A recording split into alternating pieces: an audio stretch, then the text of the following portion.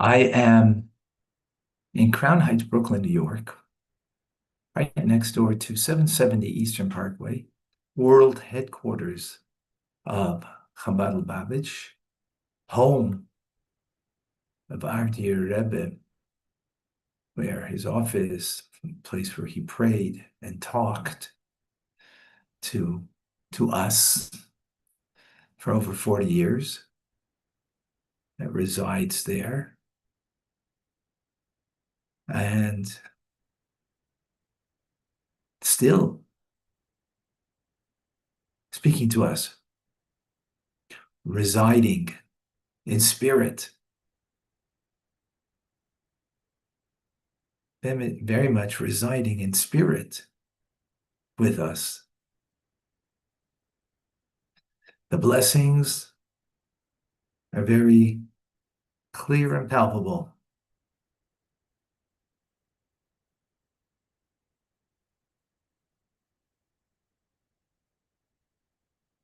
The blessings are very clear and palpable. We need to, as the Rebbe would say, open up our eyes and see God's blessings in our own lives. And not just in our own lives, but the world around us. We could see the world as a jungle, or we could choose to see God's garden. Is there a jungle? Absolutely. There's the jungle around us. But unfortunately, many people just see the jungle. They just perceive the crazy world. Let's look to see a beautiful world. First of all, again, our own lives should be in such a way that we have a beautiful world around us. And secondly, not only our own lives, but the life that we make around us, that we contribute to changing the world for good. We see that that's beautiful. So I see that the Jewish people today are more united, more loving, caring, there for each other than perhaps the last 2,000 years or more even. The devotion to Jewish path, Torah and mitzvahs is greater. That's in the Jewish world, but I see it beyond the Jewish world. As many of you that are right here, right now, learning a message from the Torah that applies to your life, that changes your life for good in a divine, godly way. So even though, yes, the news will bring across a lot of craziness, but I see an amazing world. I see wonderful people. Are there the others? Yes. That's what I connect with. That's what I make part of my world. You're part of it, day in, day out, coming to learn Tanya, coming to be inspired by Tanya. Now it's time that we need to spread it out to many, many more people, to have many more people engaged. Because together we will change the world for good. Again, I want to emphasize it. It's so easy to see how many despots there are, how many horrible nations there are, and what they do to their people and control them.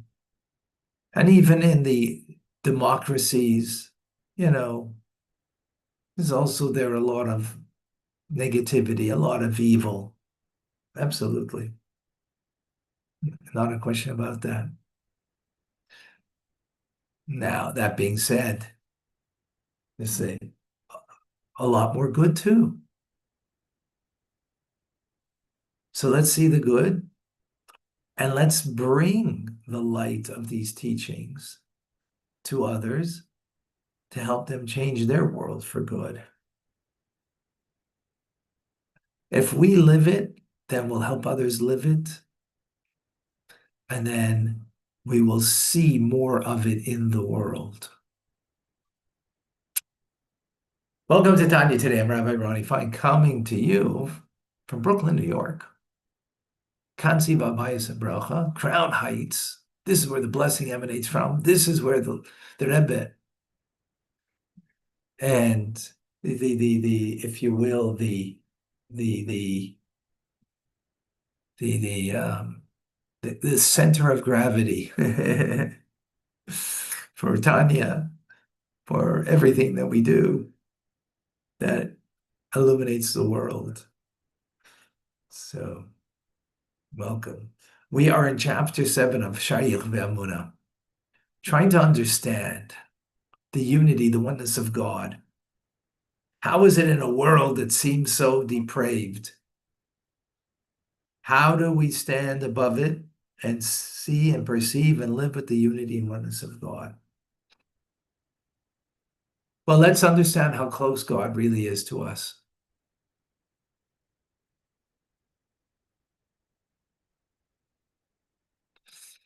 We speak about him animating the world. So his word, if it were to be removed, then we would go back to no thing. His word is what animates me right now, every moment.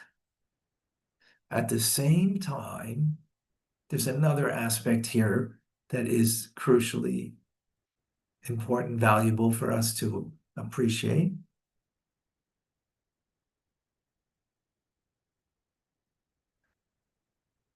And that is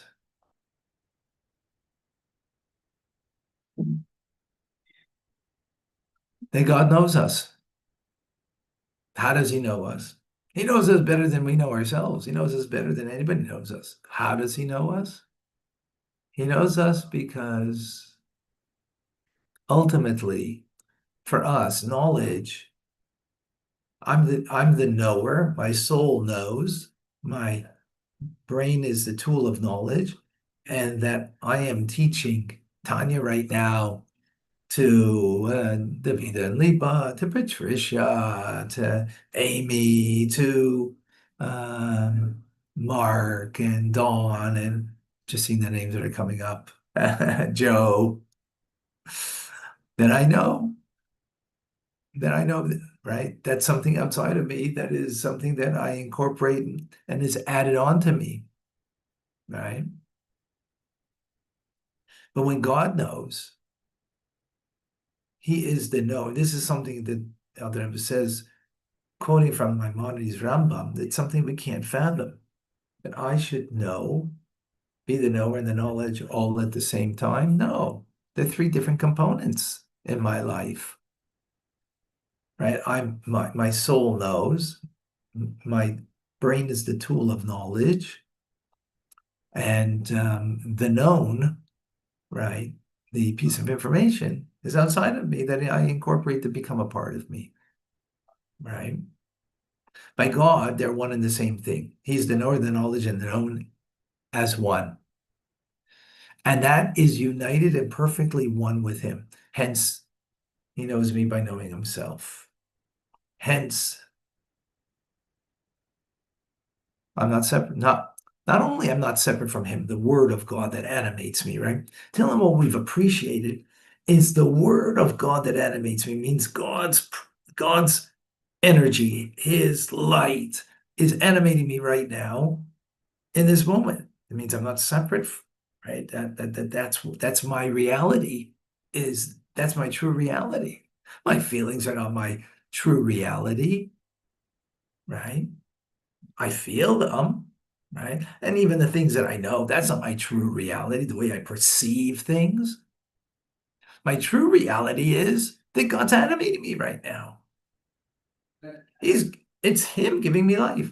Now, what way is he giving me life? Is through knowing me, his word that animates me, and that the knowledge is something that's a part of him because he only knows that which is known is one with him. For me, it's outside of me, it's separate from me. But God's aware of me because he knows himself, because I'm the known, right? You're the known. You're the entity that to be known. And how is it that God is aware of it? Because it's not separate from him, it's a part of him. As the Alter Rebbe says, is something that we say it in words, but we can't understand this. What I just said, can't understand that because we have no experience of it. Because by us, again, there are three different components of existence. I'm the knower, my brain is the knowledge, and the known, the information is outside of me. By God, they're all one with him. And therefore, when God knows me, it's coming from a place of him knowing me, the core essence of knowing him by knowing himself. And hence I'm not removed at all from him. And that's only knowing within the order of creation. Beyond the order of creation, it's even greater than that. But that's within the creative act of creation. That's how God knows me. That's very powerful. So again, the nuance over here is that not only God animates me, and if the word was removed, then I wouldn't be. So I'm totally dependent on God. More than that, in the fact that he animates me now means his word, his wisdom is my reality. Because that's what's animating me. That's what's giving me existence. Right? Not just a quality of existence, but just being. But now it's even more so. That awareness of all that goes through in my life that I am living is God is totally aware from the greatest, biggest thing and the smallest thing because it's all of him. Because his knowledge, known and knower and known are bound up and one with him. By us, again, my knowledge is something I'm adding to me. I'm always adding more to me. God's not adding more to him. And therefore, before he created the world and after he creates the world, there's no change in him. Because whatever he's knowing of himself. That is very powerful. And with that, folks, there won't be Rambam today. My apologies. We'll continue tomorrow with a regular schedule in the morning. We only had the Chassidus this morning. I'm sorry that we didn't have Chumash in. It wasn't possible. And we will continue. Have an amazing, great day. And I put in blessings for